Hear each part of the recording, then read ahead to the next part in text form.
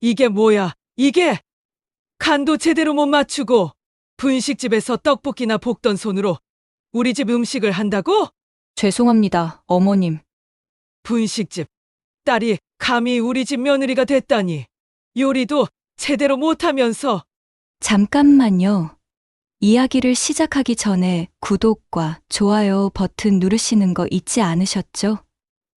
꼭 눌러주세요. 더 많은 이야기를 제작하는데 큰 도움이 됩니다. 그럼 이제 이야기를 시작하겠습니다.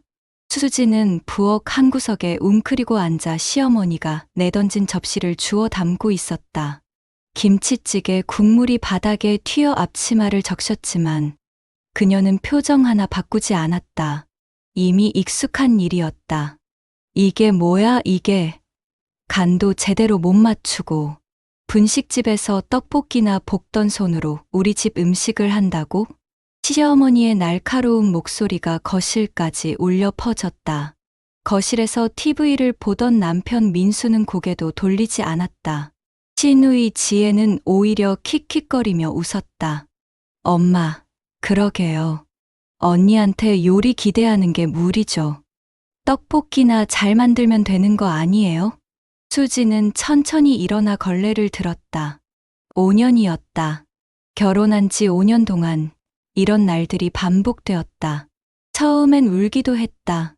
친정 어머니에게 전화해 하소연하기도 했다. 하지만 어머니는 늘 같은 말만 했다. 수진아, 시집살이가 원래 그런 거야. 내가 잘하면 돼. 참아라. 참으면 나아질까. 수지는 그렇게 믿고 싶었다. 명절마다 새벽같이 일어나 전을 부치고 제사상을 차렸다. 시댁 식구들의 빨래를 하고 청소를 했다. 하지만 돌아오는 건 차가운 시선과 비웃음뿐이었다. 분식집 딸이 감히 우리 집 며느리가 됐다니. 시어머니는 친구들이 놀러 올 때마다 그 말을 입에 달고 살았다. 처음엔 수진이 없는 곳에서 수근거렸지만 점점 대놓고 말하기 시작했다. 수진이 아무 반응도 보이지 않자 그들은 더욱 대담해졌다. 우리 며느리요? 아, 떡볶이 집 하던 집 딸이에요. 뭐, 그래도 착하긴 해요. 착하다는 말에는 무시가 섞여 있었다. 멍청하다는 뜻이었다. 아무것도 모르고 순진하게 시키는 대로만 한다는 뜻이었다.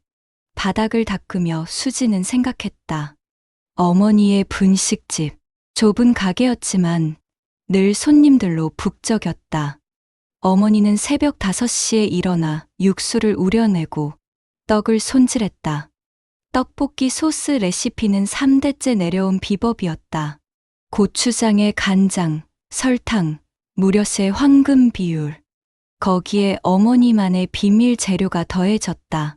수진아, 장사는 말이야. 맛도 중요하지만 손님을 대하는 마음이 더 중요해. 그 마음이 맛에 배어나거든. 어머니는 늘 그렇게 말했다. 그리고 손님 한 명 한 명의 얼굴을 기억했다. 학생들이 오면 떡을 더 넉넉하게 담아줬고 단골 손님들의 취향을 외우고 있었다.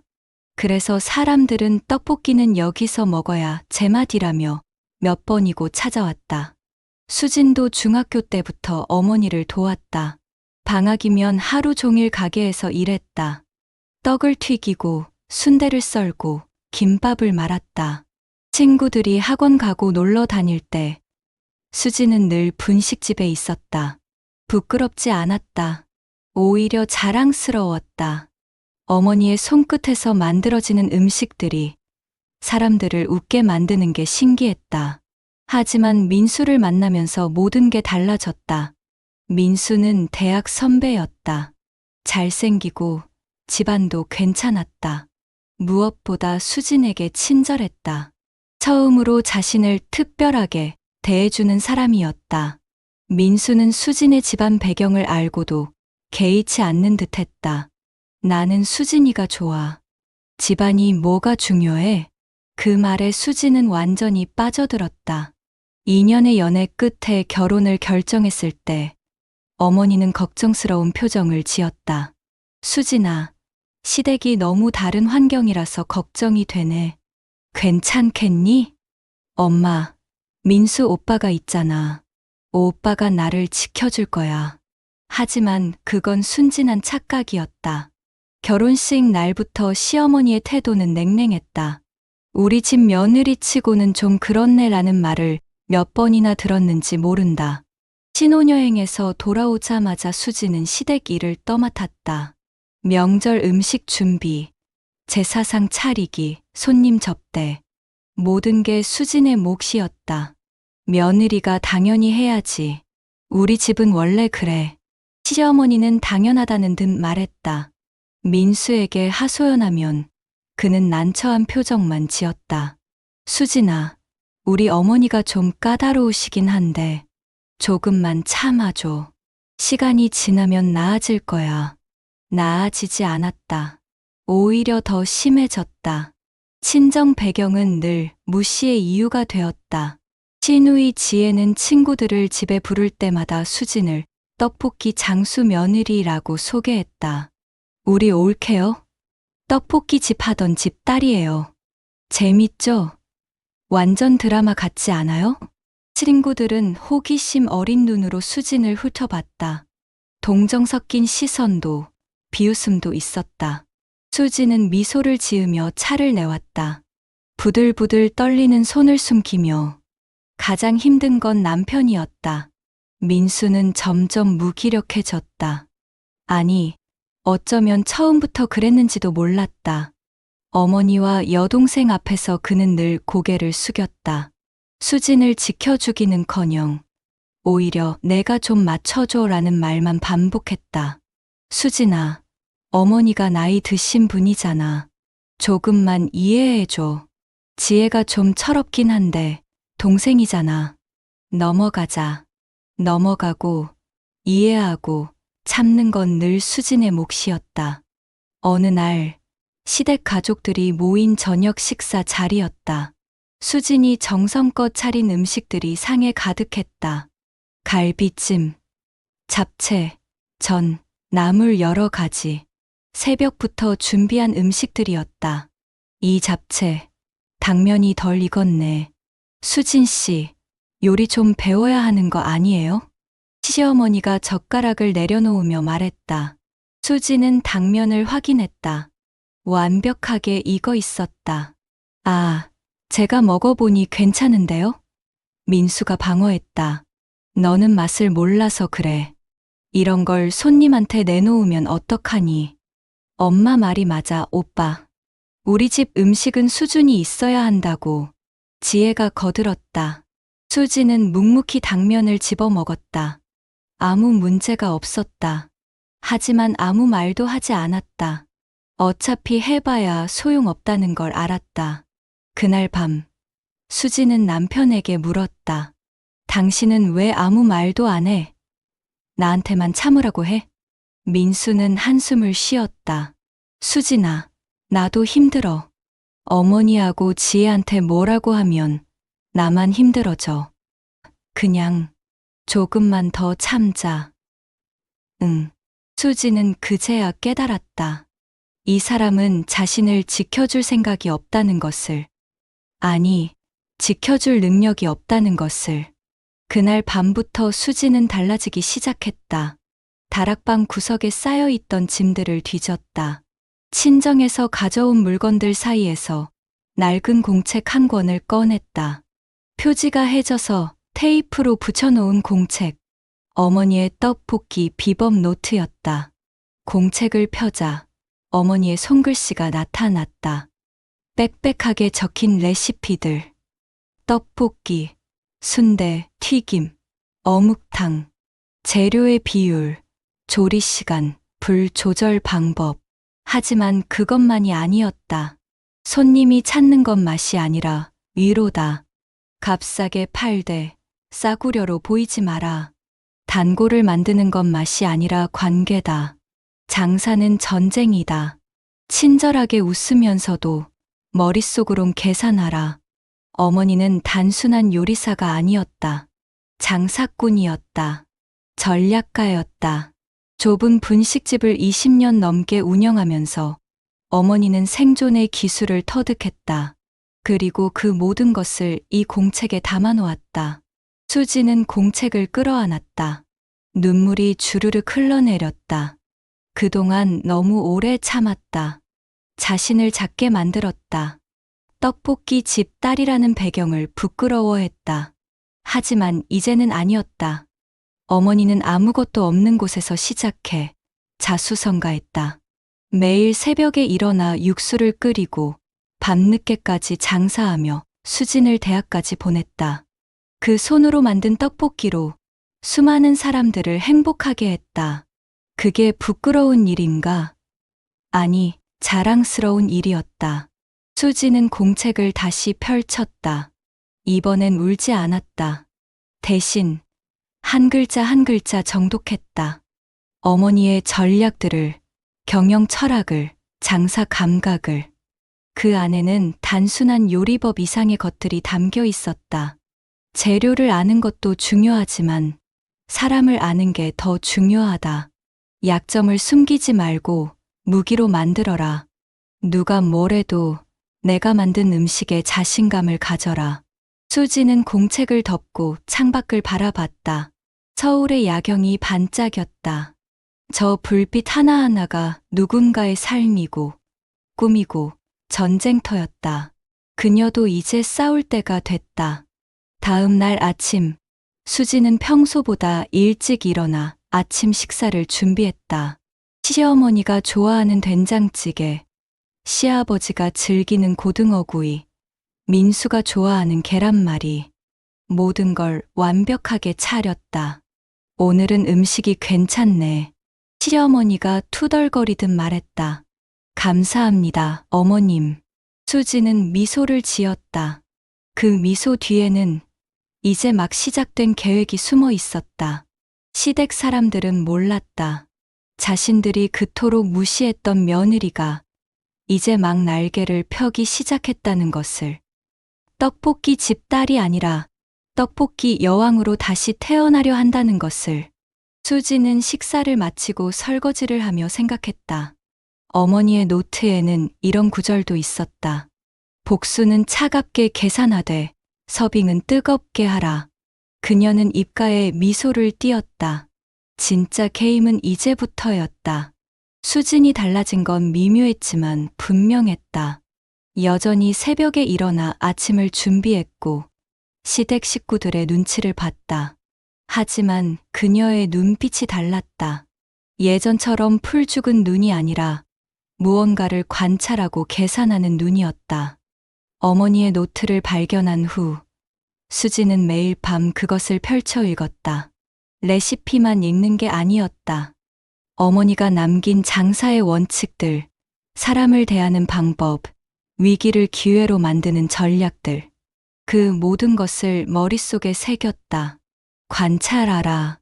사람들이 무엇을 원하는지, 무엇이 두려운지 알아야 한다. 노트의 한 구절이었다. 수지는 그 말을 따랐다.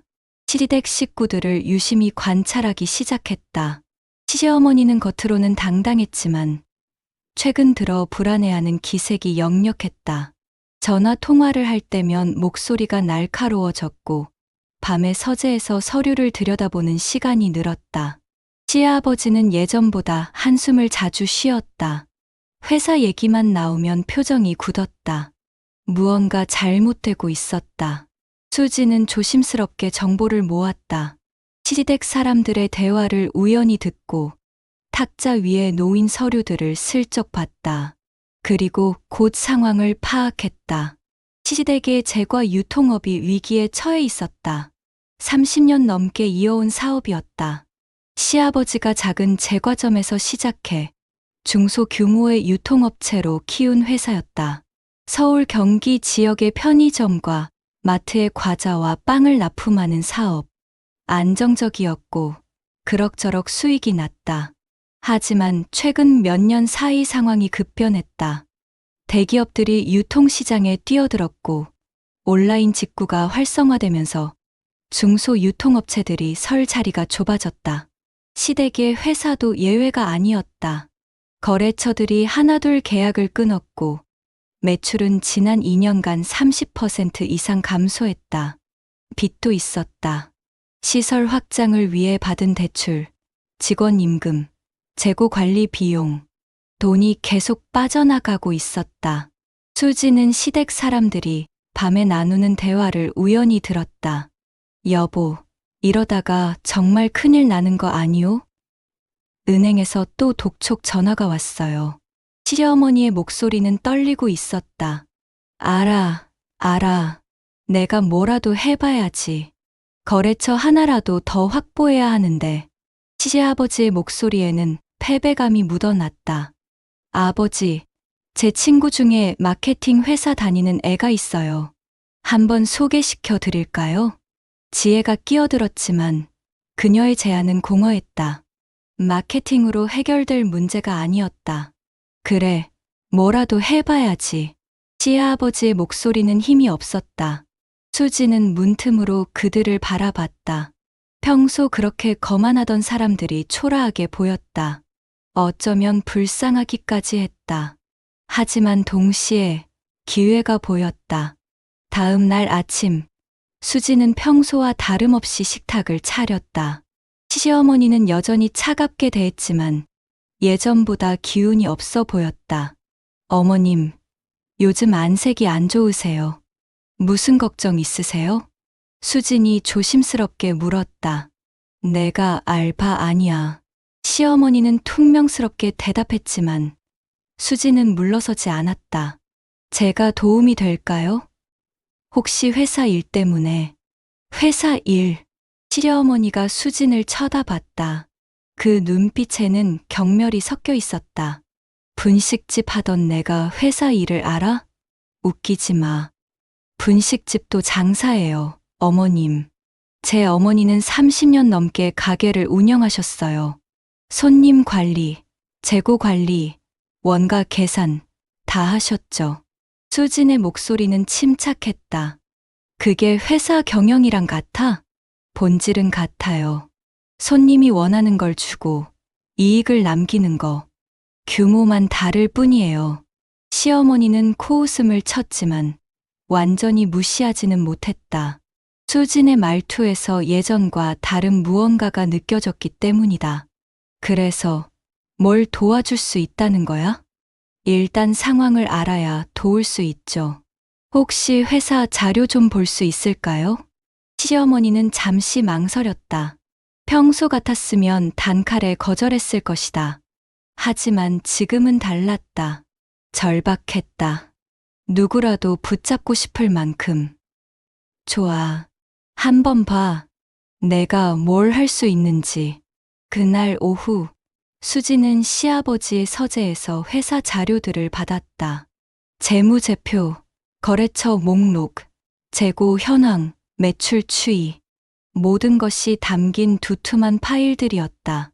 시아버지는 반신반의하는 표정이었다. 수진이가 이런 걸 이해할 수 있을까? 한번 보겠습니다, 아버님.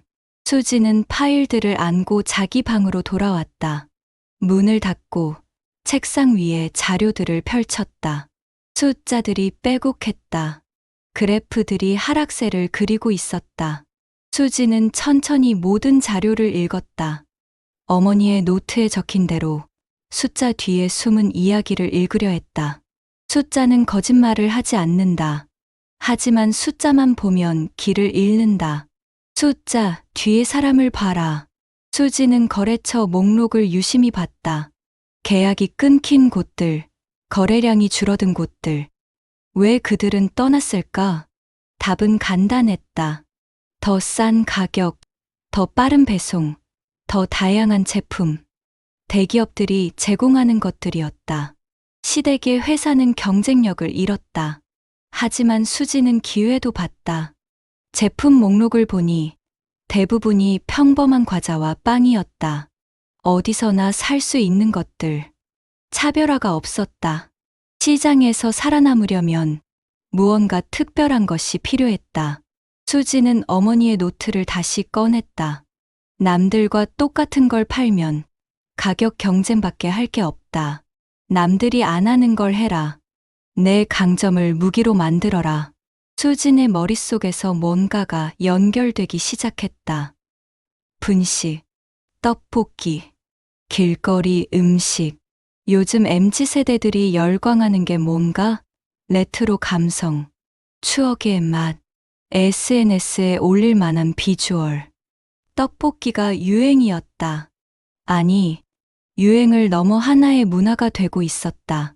프랜차이즈 떡볶이 가게들이 생겨나고 떡볶이를 응용한 메뉴들이 쏟아졌다. 로제 떡볶이, 크림 떡볶이, 짜파구리 떡볶이. 그렇다면 수지는 펜을 들고 종이에 뭔가를 적기 시작했다. 아이디어들이 쏟아졌다. 시댁 회사의 과자를 활용한 퓨전 떡볶이, 과자 토핑 떡볶이, 젊은 층 타겟, SNS 마케팅, 푸드트럭으로 시작, 프랜차이즈 확장, 계획이 구체화되기 시작했다. 시댁의 제과 제품들을 떡볶이 토핑으로 활용하는 것.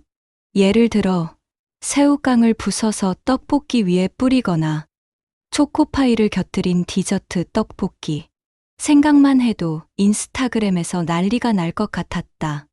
더 중요한 건 이렇게 하면 시댁 회사의 재고를 소진할 수 있다는 것. 잘 안 팔리는 제품들을 새로운 방식으로 활용하는 것. 그리고 화제가 되면 제품 자체의 매출도 오를 것이다. 일석이조였다. 수지는 밤새 기획서를 작성했다. 컴퓨터 앞에 앉아 PPT를 만들었다. 시장 분석, 타겟 고객, 메뉴 구성, 마케팅 전략, 예상 비용과 수익, 모든 것을 담았다. 대학교 때 배운 것들, 어머니에게 배운 것들, 그리고 지난 5년간 시댁에서 관찰한 것들, 모든 게 합쳐졌다. 다음 날 아침, 수지는 시댁 식구들을 거실로 불렀다. 무슨 일이야? 수진아? 민수가 의아해했다. 회사 일 때문에 말씀드릴 게 있어요. 시어머니와 시아버지가 건성으로 앉았다. 별 기대는 하지 않는 표정이었다. 수지는 노트북을 켜고 PPT를 띄웠다. 제가 자료를 검토해봤는데요. 문제가 명확해요. 우리 회사 제품은 차별성이 없어요. 그래서 대기업들한테 밀리는 거고요. 그건 우리도 알아. 시어머니가 짜증 섞인 목소리로 말했다. 하지만 해결책이 있어요. 수지는 다음 슬라이드를 넘겼다. 화면에는 화려한 떡볶이 사진들이 나타났다. 떡볶이예요. 뭐? 시댁 식구들이 동시에 어리둥절한 표정을 지었다. 요즘 떡볶이 시장이 얼마나 큰지 아세요? 연간 2조 원 규모예요. 그리고 계속 성장하고 있어요. 특히 MZ세대들이 열광하죠. 수지는 시장 조사 자료를 보여줬다. 떡볶이 프랜차이즈 매출, SNS 해시태그 수, 퓨전 떡볶이 트렌드. 그래서 이걸 우리 회사랑 어떻게 연결한다는 거야? 시아버지가 물었다. 우리 과자를 떡볶이 토핑으로 쓰는 거예요. 스낵 떡볶이라는 새로운 콘셉트로요. 수지는 준비한 샘플 이미지들을 보여줬다. 새우깡이 뿌려진 떡볶이, 초코파이와 곁들인 크림 떡볶이, 포테토칩으로 만든 크리스피 떡볶이. 이게 팔릴 것 같아. 지혜가 의심스럽게 물었다. 팔리는 정도가 아니라 화제가 될 거예요. SNS에서 폭발할 겁니다. 독특하고 비주얼이 좋고 맛도 있으니까요. 수진의 목소리에는 확신이 담겨 있었다. 그리고 이렇게 하면 우리 회사 제품 판매도 늘어나요. 떡볶이가 유행하면 사람들이 토핑으로 쓴 과자도 따로 사려고 할 테니까요. 브랜드 인지도도 올라가고요. 시아버지가 턱을 괴고 생각에 잠겼다. 아이디어는 재밌는데 누가 이걸 운영해? 제가 할게요. 수진이 단호하게 말했다. 너, 내가. 시어머니가 비웃듯 물었다. 네, 저 떡볶이 만들 줄 알아요. 30년 된 비법 레시피도 있고요. 그리고 마케팅은 요즘 SNS만 잘하면 돼요. 그건 제가 공부할 수 있어요. 수진아, 그게 그렇게 쉽지 않아. 민수가 걱정스럽게 말했다. 쉽다고 안 했어요.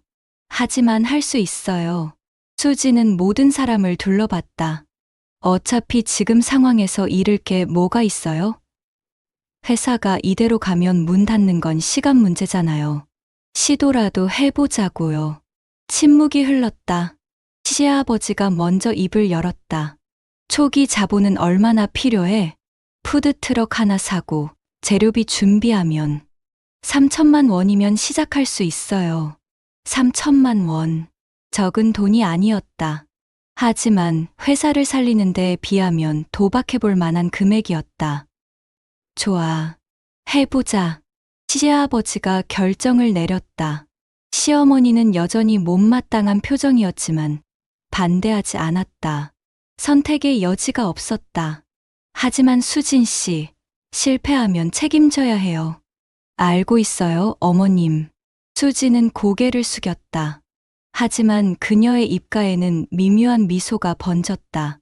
속으로 그녀는 생각했다. 드디어 시작이다. 이제 내 무대야. 그날 밤, 수지는 어머니에게 전화를 걸었다. 엄마, 나 사업 시작해. 사업. 무슨 사업? 떡볶이.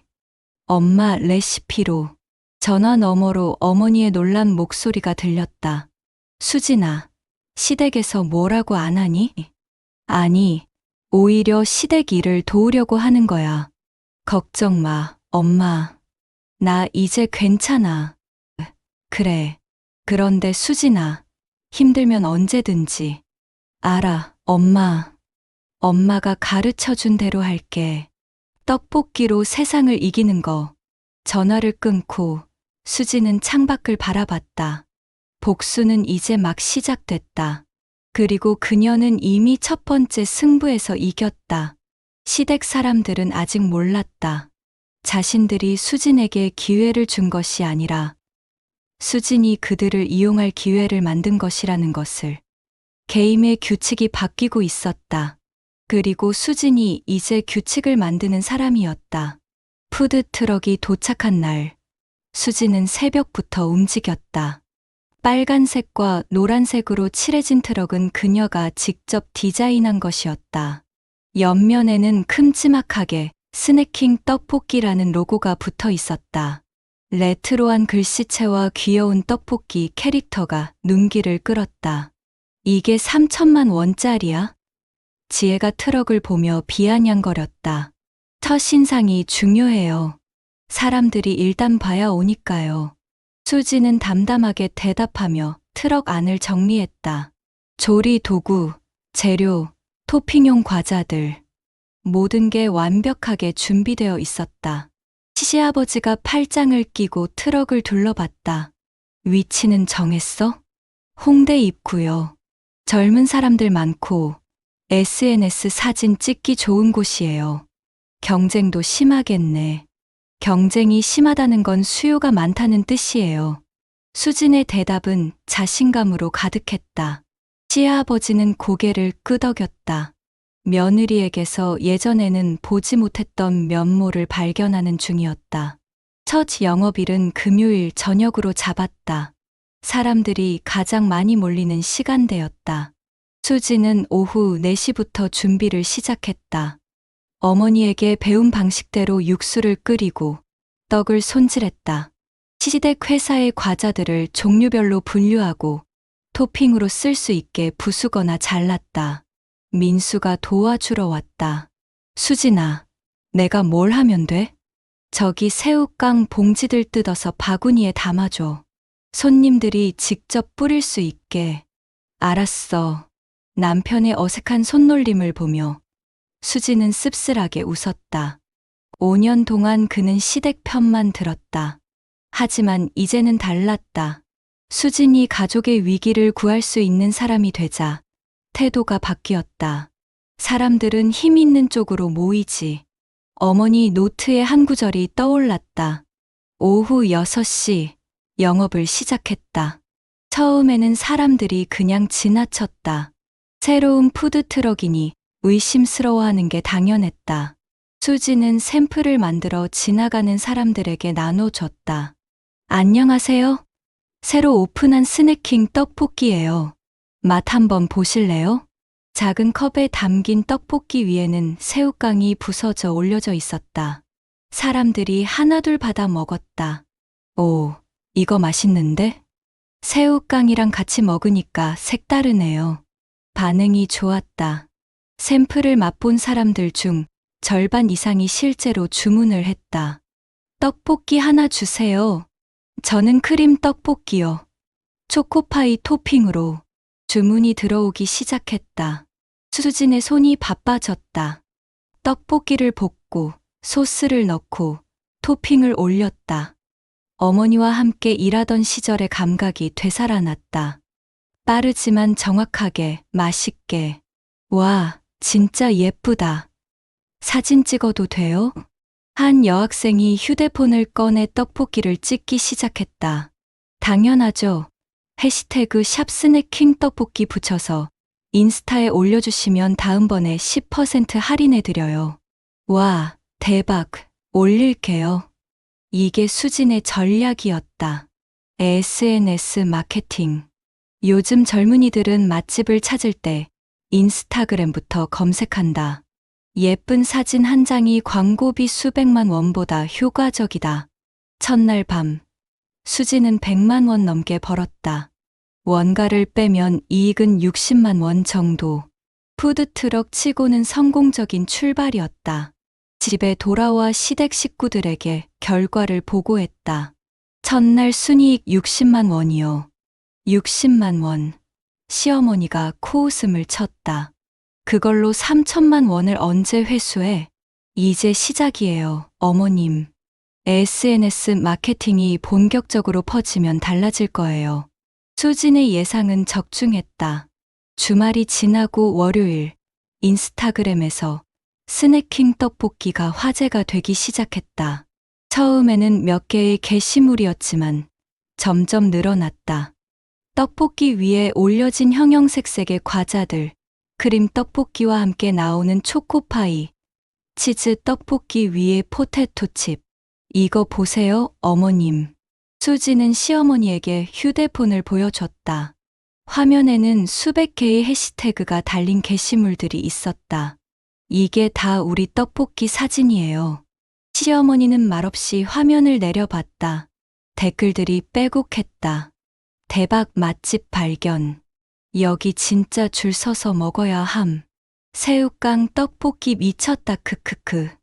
다음 주부터는 하루 매출이 배로 뛸 거예요. 수진의 말대로 그 다음 주부터 푸드트럭 앞에는 줄이 서기 시작했다. 30분, 때로는 1시간씩 기다리는 사람들. 수진은 하루 10시간 이상 트럭에서 일했다. 민수가 퇴근 후 도와주러 왔지만 주문을 받는 것만으로도 벅찼다. 수진아, 직원 1명 뽑는 게 어때? 아직이요. 조금만 더 버텨봐요. 수지는 모든 것을 직접 하고 싶었다. 품질 관리, 맛의 일관성, 손님 응대. 어느 하나도 소홀히 할 수 없었다. 한 달이 지나자 월 매출이 3천만 원을 넘어섰다. 순이익은 2천만 원. 푸드트럭 값을 회수하는 데는 2달이면 충분했다. 더 중요한 일이 벌어졌다. 시댁 회사의 제품 매출이 오르기 시작한 것이다. 사장님, 새우깡 주물량이 갑자기 늘었어요. 특히 편의점에서요. 회사 직원이 시아버지에게 보고했다. 얼마나? 지난달 대비 30% 증가했습니다. 시아버지는 놀란 눈으로 수진을 봤다. 이거 내 떡볶이 때문인가? 그런 것 같아요. 사람들이 SNS에서 새우깡 떡볶이 보고 집에서도 해 먹으려고 새우깡을 사는 것 같아요. 실제로 인스타그램에는 샵집에서 스낵킹 떡볶이라는 해시태그로 사람들이 자기가 만든 떡볶이를 올리고 있었다. 대부분 시댁 회사의 제품들을 사용했다. 이건 생각보다 훨씬. 시아버지는 할 말을 잃었다. 며느리가 만든 작은 푸드트럭이 회사 전체에 영향을 미치고 있었다. 그때 전화 한 통이 걸려왔다. 여보세요? 네, 스낵킹 떡볶이 맞습니다. 수진이 전화를 받았다. 상대방의 말을 듣더니 눈이 커졌다. 네? 프랜차이즈 제안이요? 전화는 한 외식 컨설팅 회사에서 온 것이었다. SNS에서 화제가 된 스낵킹 떡볶이를 프랜차이즈로 확장하자는 제안이었다. 일단 만나서 얘기해 보시겠어요? 저희가 브랜드 확장을 도와드릴 수 있습니다. 전화를 끊고 수지는 시댁 식구들을 봤다. 모두가 그녀를 주시하고 있었다. 프랜차이즈 제안이 들어왔어요. 프랜차이즈? 시어머니의 목소리가 처음으로 떨렸다. 무시할 수 없는 크기가 되고 있었다. 만나보겠어요. 조건이 좋으면 진행하려고요. 수진아, 그건 우리랑 상의를 해야 하는 거 아니야? 민수가 걱정스럽게 말했다. 왜요? 이거 제 사업이잖아요. 수진의 목소리는 차가웠다. 하지만 우리 돈으로 3천만 원은 이미 회수했어요. 지난주에 갚았잖아요. 실제로 수지는 벌어들인 수익으로 시댁에 빌린 돈을 모두 갚았다. 이제 이 사업은 완전히 그녀의 것이었다. 시댁 식구들은 말문이 막혔다. 처음에는 며느리가 집안일이나 거들어주면 좋겠다는 생각이었다.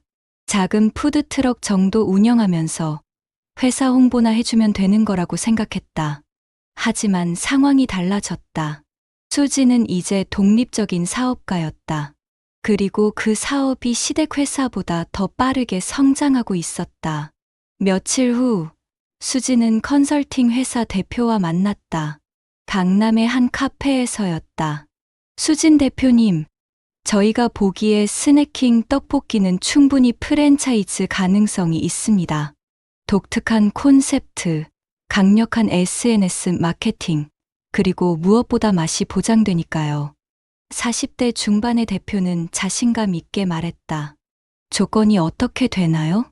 저희가 브랜드 개발, 가맹점 모집, 교육 시스템을 만들어 드립니다. 대신 가맹비의 30%를 받고요. 30%요? 네, 업계 표준입니다. 수지는 잠시 생각했다.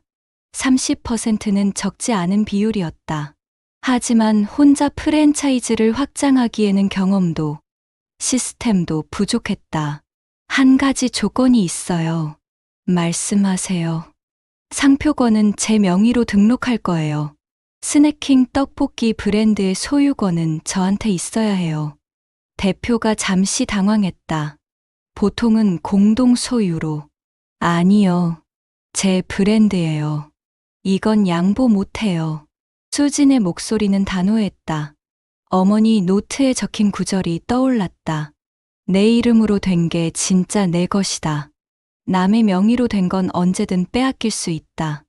대표는 잠시 고민하더니 고개를 끄덕였다. 알겠습니다. 그렇게 하죠.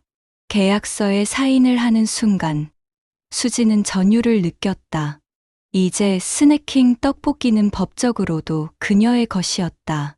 집에 돌아와 소식을 전했을 때 시댁의 반응은 복잡했다. 프랜차이즈 계약했어요.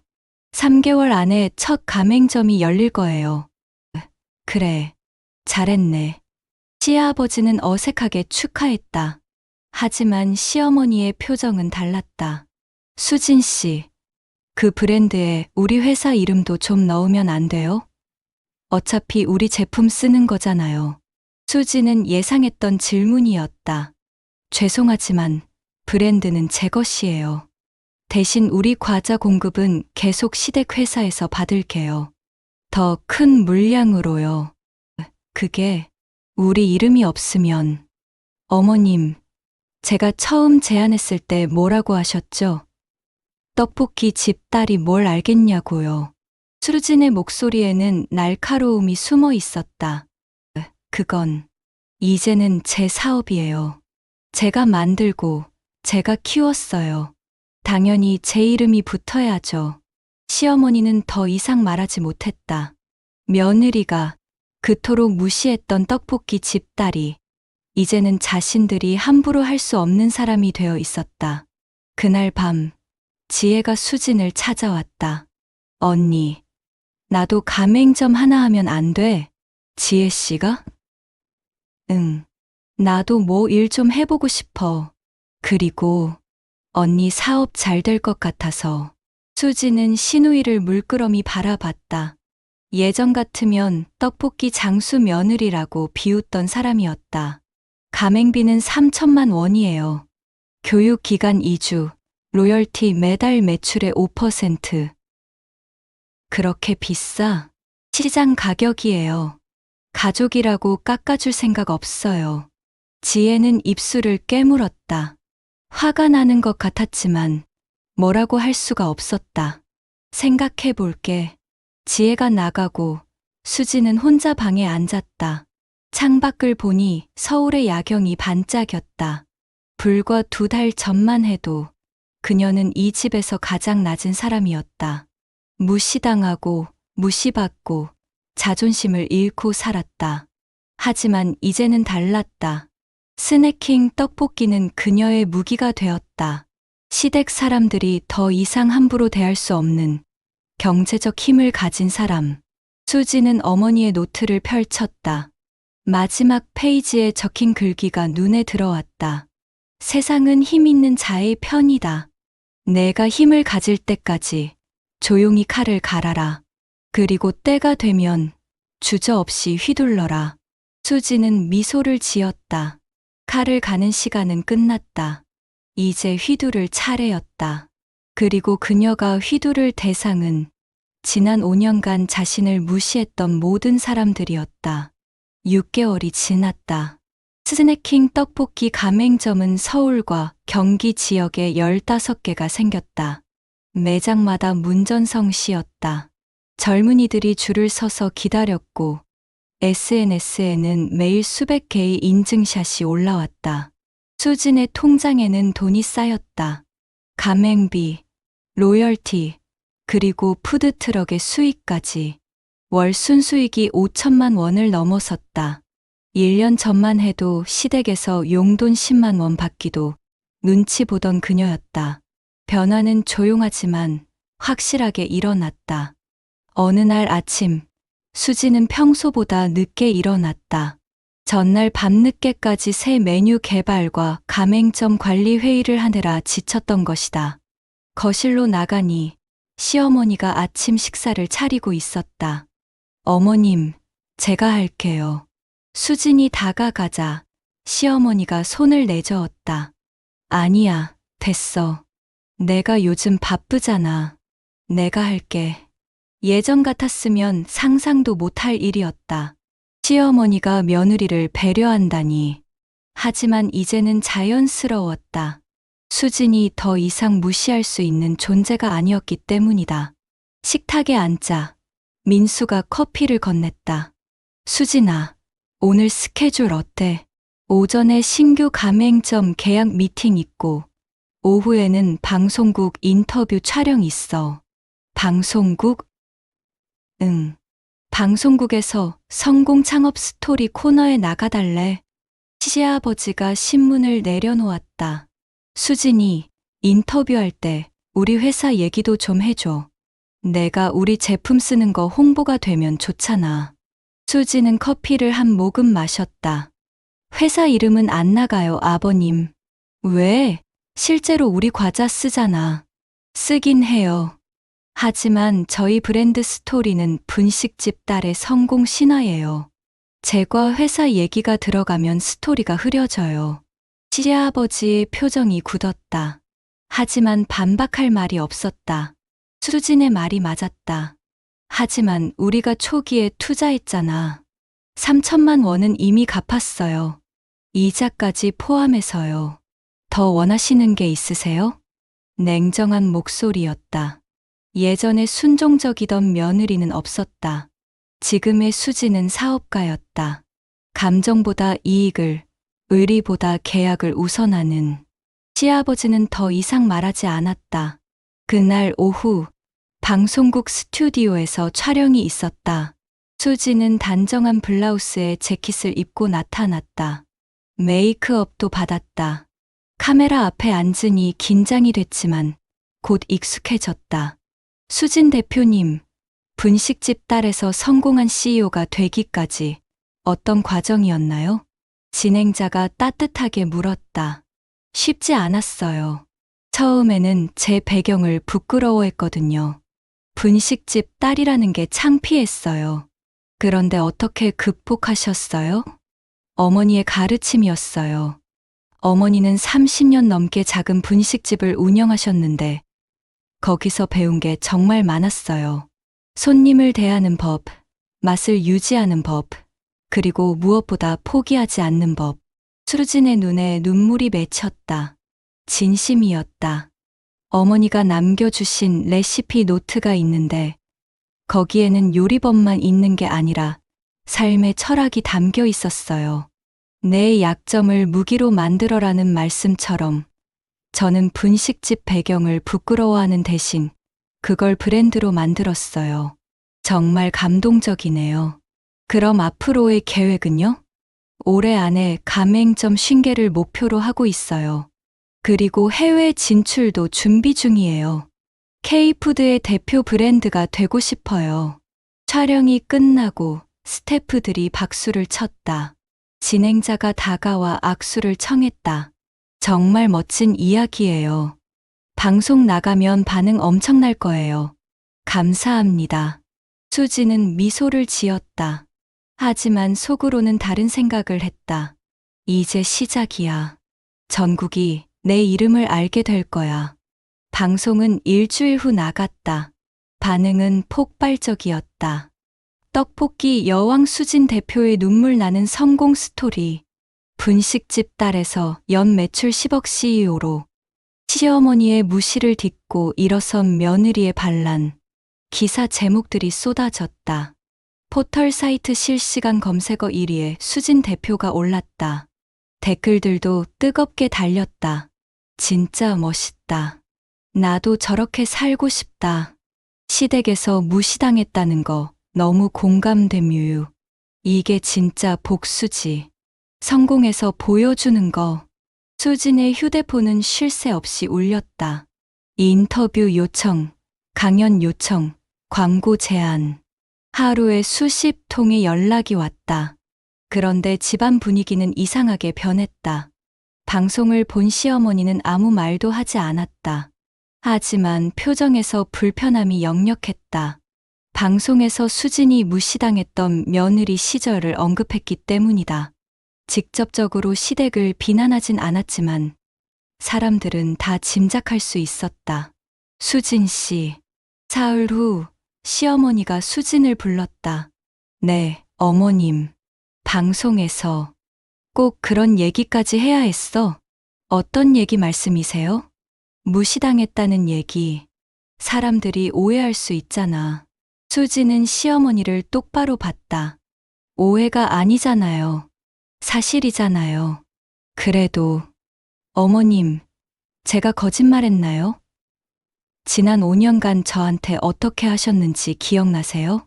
시어머니는 말문이 막혔다. 분식집 딸이 감이라고 하셨죠. 떡볶이 장수 며느리라고 친구들 앞에서 비웃으셨고요. 그때는 아무 말도 못했어요. 하지만 이제는 달라요. 수진 씨, 내가 우리한테 원한이 있는 거야? 원한이 아니에요. 그냥 사실을 말한 것 뿐이에요. 제 성공 스토리에는 고난도 포함되니까요. 수진은 자리에서 일어났다. 그리고 어머님, 앞으로는 수진 씨가 아니라 수진 대표님이라고 불러주시면 좋겠어요. 밖에서는 다들 그렇게 부르거든요. 시어머니는 얼굴이 새빨개졌다. 모욕감이었다. 하지만 아무 말도 할 수 없었다. 수진이 더 이상 그녀의 통제 아래에 있는 사람이 아니었기 때문이다. 며칠 후, 더 큰 변화가 일어났다. 시댁 회사의 대형 거래처에서 연락이 왔다. 사장님, 엘마트에서 전화 왔습니다. 전국 매장에 우리 제품 입점시키고 싶다고 합니다. 뭐, 엘마트? 시아버지는 깜짝 놀랐다. 엘마트는 몇 년 전에 거래가 끊긴 곳이었다. 대형 유통업체들은 중소업체와는 거래하지 않는다는 방침이었다. 이유가 뭐래? 스낵킹 떡볶이 때문이라고 합니다. 수진 대표님 방송 보고 우리 과자 문의가 많이 들어온다고. 시아버지는 할 말을 잃었다. 며느리의 성공이 회사를 살리고 있었다. 그리고 또 다른 연락도 왔습니다. 시 편의점에서도 제휴 제안이. 좋은 소식들이 계속 이어졌다. 수진의 브랜드가 유명해지면서 그녀가 사용하는 시댁 회사 제품들도 덩달아 주목받은 것이다. 저녁 식사 자리에서 시아버지가 조심스럽게 입을 열었다. 수진아, 정말 고맙다. 내 덕분에 회사가 다시 살아나고 있어. 천만에요, 아버님. 그런데 혹시 우리 회사랑 공식적으로 파트너십 맺는 건 어떨까? 서로 윈윈 할 수 있을 것 같은데. 수지는 숟가락을 내려놓았다. 파트너십이요? 응. 내 브랜드에 우리 회사 이름도 넣고 우리도 공동 마케팅하고. 조건이 뭔데요? 조건? 공짜는 없잖아요. 파트너십에는 조건이 따르죠. 시아버지는 당황했다. 며느리가 아니라 사업가와 협상하는 기분이었다. 글쎄, 우리가 제품을 더 싼 값에 공급하고 지금도 충분히 싸게 받고 있어요. 시가보다 20% 저렴하게요. 더 깎으시면 아버님 회사만 손해예요. 그럼 뭘 원해? 수지는 잠시 생각했다. 그리고 단호하게 말했다. 아무것도 원하지 않아요. 지금 관계가 제일 좋아요. 저는 좋은 가격에 제품을 받고 아버님은 안정적인 거래처를 확보하고 이게 최선이에요. 하지만 우리 이름이 아버님, 솔직히 말씀드릴게요. 지금 스낵킹 떡볶이 브랜드의 시댁 회사 이름이 붙으면 제게는 득보다 실이 많아요. 사람들이 결국 시댁백으로 성공했네라고 생각할 거거든요. 시아버지의 얼굴이 굳었다. 그리고 저는 제 힘으로 여기까지 왔어요. 제 브랜드는 제 것이에요. 침묵이 흘렀다. 민수가 어색하게 끼어들었다. 수진아, 아버지 말씀도 일리가. 당신은 입 다물어요. 수진이 남편을 쏘아봤다. 민수는 주눅이 들어 고개를 숙였다. 결혼 5년 만에 완전히 뒤바뀐 권력 관계였다. 아버님, 어머님, 제 입장을 이해해 주세요. 저는 감사하고 있어요. 초기 자본 빌려주신 것도, 제품 공급해 주시는 것도. 하지만 그것과 제 브랜드 소유권은 별개예요. 시아버지는 더 이상 말하지 않았다. 며느리가 옳았다. 그리고 그는 이제 며느리에게 함부로 할 수 없었다. 그날 밤, 지혜가 수진의 방문을 두드렸다. 언니, 나 들어가도 돼? 그래. 지혜가 들어와 침대 끝에 앉았다. 예전처럼 거만한 태도가 아니었다. 언니, 솔직히 물어봐도 돼? 뭐? 언니, 우리한테 복수하는 거야?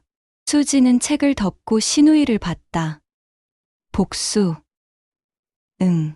우리가 예전에 언니한테 못되게 군 거. 미안해. 진심이야. 갑자기 왜 그래? 요즘 보면 언니가 우릴 내려다보는 것 같아. 예전에 우리가 언니를 무시했던 것처럼. 수지는 잠시 생각했다. 지혜 씨, 나는 복수하는 거 아니야. 그럼 그냥 내 길을 가는 거야. 내가 가고 싶었던 길. 더 이상 누구한테도 무시당하지 않는 길. 그래도 우리가 불편한 건 사실이잖아. 그건 지혜 씨 문제지. 내 문제가 아니야. 냉정한 대답이었다. 지혜는 입술을 깨물었다. 언니 정말 많이 변했다. 응, 변했지. 그리고 이게 진짜 나야. 지혜가 나가고 수지는 다시 창밖을 봤다. 복수? 아니, 복수가 아니었다. 복수는 상대를 짓밟는 것이다. 하지만 수지는 그러지 않았다. 단지 자신의 가치를 증명했을 뿐이다. 시댁 사람들이 불편해하는 건 수진이 뭔가를 했기 때문이 아니었다. 그들이 예전에 무시했던 사람이 이제 그들보다 높은 곳에 있기 때문이었다. 그리고 그것이 가장 달콤한 복수였다. 수지는 어머니의 노트를 펼쳤다. 진짜 승리는 상대를 이기는 게 아니다. 내가 더 이상 그들을 신경 쓰지 않게 되는 것이다. 수지는 미소 지었다. 그녀는 이미 승리했다. 그리고 이제 더 높은 곳을 향해 날아갈 차례였다. 1년이 흘렀다. 스낵킹 떡볶이는 이제 전국 52개 매장을 운영하는 중견 프랜차이즈가 되었다. 연 매출은 50억을 돌파했고 수지는 올해의 여성 CEO로 선정되어 시상식에 초대받았다. 시상식 날, 수지는 검은색 이브닝 드레스를 입었다. 거울을 보니 낯선 사람이 서 있었다.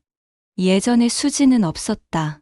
대신 자신감 넘치는 성공한 여성이 있었다. 수진아, 정말 멋지다. 민수가 넥타이를 매며 말했다. 그는 이제 아내의 플러스 원으로 행사에 동행하는 것이 자연스러워졌다.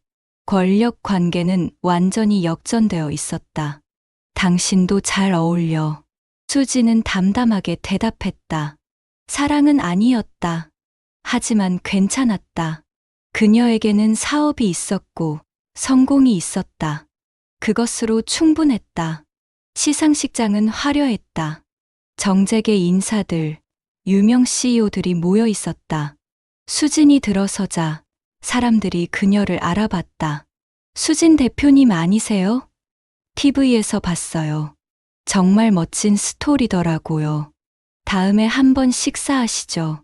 제가 컨설팅 회사를 운영하는데 협업 가능성을 얘기하고 싶어서요. 명함이 쏟아졌다. 수지는 하나하나 받으며 미소를 지었다. 5년 전 시댁 모임에서 조용히 앉아 차만 따르던 그녀가 아니었다. 이제는 그녀가 중심이었다. 상을 받을 때 수지는 단상에 올라갔다. 수백 명의 시선이 그녀를 향했다. 플래시가 터졌다. 이 상을 받게 되어 영광입니다. 하지만 이 상은 저 혼자만의 것이 아닙니다. 수지는 원고를 보지 않고 말했다.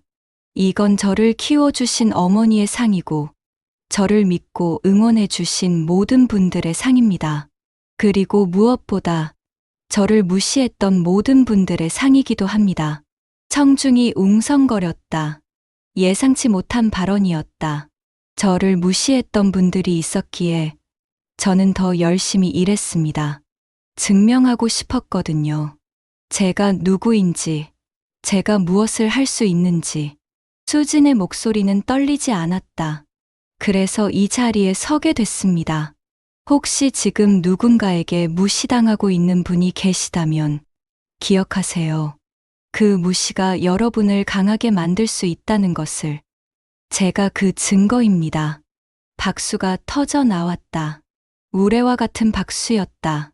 시상식이 끝나고 수지는 집으로 돌아갔다. 밤 11시가 넘었지만 시댁 식구들은 거실에 모여 있었다. TV에서는 시상식 뉴스가 나오고 있었다. 올해의 여성 CEO로 선정된 수진 대표는 수상 소감에서 저를 무시했던 분들에게 감사한다는 파격적인 발언으로 화제를 모았습니다. 화면에는 수진의 모습이 크게 나왔다. 당당하고 빛나는 모습이었다. 시어머니는 TV를 끄고 수진을 봤다. 표정이 복잡했다. 수진 씨, 아니, 수진 대표님. 호칭이 바뀐 것이 어색한 듯 했다. 축하해요. 정말 대단한 일을 해냈어요. 감사합니다, 어머님. 그런데 방송에서 한 말, 무시당했다는 거요? 수지는 태연하게 물었다. 응, 사람들이 우리 얘기라고 생각할 텐데 사실이잖아요. 시어머니는 입술을 깨물었다. 어머님, 제가 거짓말했나요? 이 집에서 5년 동안 어떤 대우를 받았는지 어머님이 제일 잘 아시잖아요. 그래도 방송에서든 어디서든 저는 제 이야기를 할 거예요. 제가 어떻게 여기까지 왔는지, 어떤 고난을 겪었는지, 그게 제 브랜드 스토리니까요. 수진의 목소리는 차가웠다. 그리고 어머님, 솔직히 말씀드리면 지금 제가 어머님 눈치 볼 이유가 없어요. 예전처럼 이 집에 얹혀 사는 며느리가 아니니까요. 시아버지가 끼어들었다. 수진아, 내 말이 맞아. 우리가 예전에 너한테 잘못했어. 미안하다. 처음 듣는 사과였다. 수지는 시아버지를 봤다. 그의 눈에는 진심이 담겨 있었다. 하지만 우리도 내 가족이잖아. 조금은 배려해 줄 수 없을까? 배려요? 응. 방송 나갈 때 우리 얘기는 좀 빼고. 수지는 고개를 저었다. 아버님, 죄송하지만 그건 못 해드려요. 제 스토리에서 시댁과의 갈등을 빼면 스토리가 성립이 안 돼요. 사람들은 제가 어떻게 극복했는지를 보고 공감하고 응원하거든요. 하지만, 그리고 솔직히 아버님도 이제 제 명성 덕보시잖아요.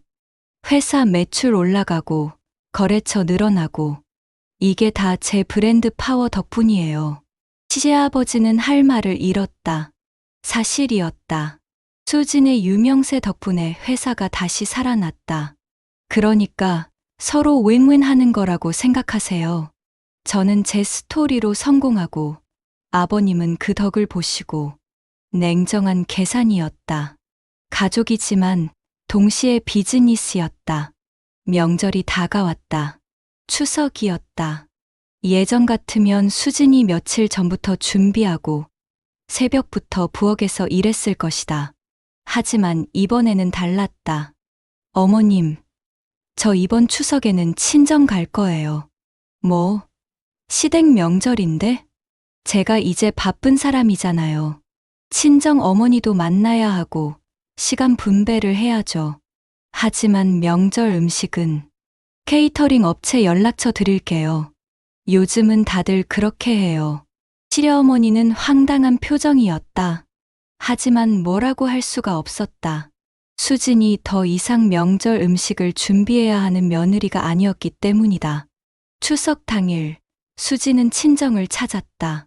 작은 분식집은 여전히 그 자리에 있었다. 어머니는 앞치마를 두르고 떡볶이를 볶고 있었다. 엄마, 우리 딸 왔네. 어서 와. 어머니는 손을 씻고 수진을 끌어안았다. 따뜻했다. 수진의 눈에 눈물이 맺혔다. 엄마, 내가 해냈어. 그래, 엄마가 다 봤어. TV도 나오고, 신문에도 나오고. 우리 딸 대단해. 엄마 덕분이야. 엄마가 가르쳐 준 거 다 써먹었어. 무슨 소리야. 내가 잘한 거지. 어머니는 수진의 머리를 쓰다듬었다. 수진아, 그런데 행복해. 응, 성공한 건 알겠는데, 넌 행복하니? 수진은 잠시 멈췄다. 행복, 생각해 본 적이 없었다. 글쎄, 모르겠어. 근데 만족스러워. 더 이상 무시당하지 않으니까. 그게 다는 아니잖아. 어머니는 부엌으로 가서 떡볶이 한 접시를 가져왔다. 먹어봐. 내가 제일 좋아하던 거. 수지는 젓가락을 들었다. 떡볶이를 한 입 베어 물었다. 익숙한 맛이 입안에 퍼졌다. 달콤하고 매콤하고 따뜻했다. 눈물이 주르륵 흘러내렸다. 엄마, 그래, 울어. 내가 얼마나 힘들었는지 엄마가 다 알아. 수지는 어머니 품에 안겨 한참을 울었다. 지난 6년간 참았던 모든 것들이 쏟아져 나왔다. 무시당했던 순간들, 참았던 분노들, 증명해야 했던 압박들. 엄마, 난 이겼어. 그 사람들한테 이겼어. 그래, 잘했어. 근데 수진아. 어머니는 수진의 눈물을 닦아주며 말했다. 이제 그만 싸워도 돼. 넌 이미 충분히 증명했어. 무슨 소리야? 이제 시작인데. 복수는 끝이 없어. 내가 계속 싸우면 넌 평생 그 사람들한테 묶여 사는 거야. 수지는 어머니를 봤다. 엄마가 너한테 떡볶이 만드는 법을 가르쳐 준 건 복수하라고 한 게 아니야. 내가 당당하게 살라고 한 거야. 나 당당하게 살고 있잖아. 그래, 잘하고 있어. 근데 이제 다음 단계로 가야지. 복수가 아니라 진짜 내 행복을 찾는 거. 어머니의 말이 가슴에 박혔다. 저녁 무렵 수지는 시댁으로 돌아갔다. 현관문을 열자 이상한 냄새가 났다. 떡볶이 냄새였다. 거실로 가니 시댁 식구들이 모여 앉아 있었다. 탁자 위에는 케이터링 음식들과 함께 커다란 냄비에 담긴 떡볶이가 있었다. 이게 뭐예요? 아, 수진아. 우리가 내 떡볶이 먹고 싶어서. 시아버지가 어색하게 말했다. 그래서 스낵킹 떡볶이 배달시켰어. 수지는 그 광경을 보며 묘한 기분이 들었다. 자신이 만든 떡볶이를 시댁 식구들이 먹고 있다. 예전 같으면 떡볶이 장수 며느리라고 비웃었을 사람들이 앉아서 같이 먹을래? 시어머니가 조심스럽게 물었다. 예전처럼 명령조가 아니었다. 부탁하는 어조였다. 수지는 자리에 앉았다. 떡볶이를 한 입 먹었다. 자신이 개발한 레시피, 자신이 만든 브랜드. 그 맛이 입안에 퍼졌다. 맛있네요. 그럼 내가 만든 건데. 지혜가 웃으며 말했다. 예전처럼 비웃음이 아니라 진심 어린 미소였다. 언니, 나 다음 달에 가맹점 계약할게. 돈 모았어. 진짜? 응. 언니처럼은 못하겠지만 나도 뭔가 해보고 싶어. 수지는 고개를 끄덕였다. 좋아. 열심히 해. 교육 빡세게 시킬 거니까 각오해. 알았어. 식사를 하며 시아버지가 입을 열었다. 수진아, 그동안 정말 미안했다. 우리가 너를 무시했어. 그건 우리가 잘못한 거야. 저도 미안해요. 시어머니도 말했다. 내가 우리 집에 와서 얼마나 힘들었을지 이제야 알 것 같아. 수지는 그들을 바라봤다. 진심이 느껴졌다. 완벽하지는 않았지만 시작이었다. 저도 너무 차갑게 대한 것 같아요. 미안해요. 아니야. 넌 할 만큼 했어. 민수가 수진의 손을 잡았다. 수진아, 나도 미안해. 그때 널 지켜주지 못해서. 이제라도 제대로 된 남편이 될게. 수지는 남편을 봤다.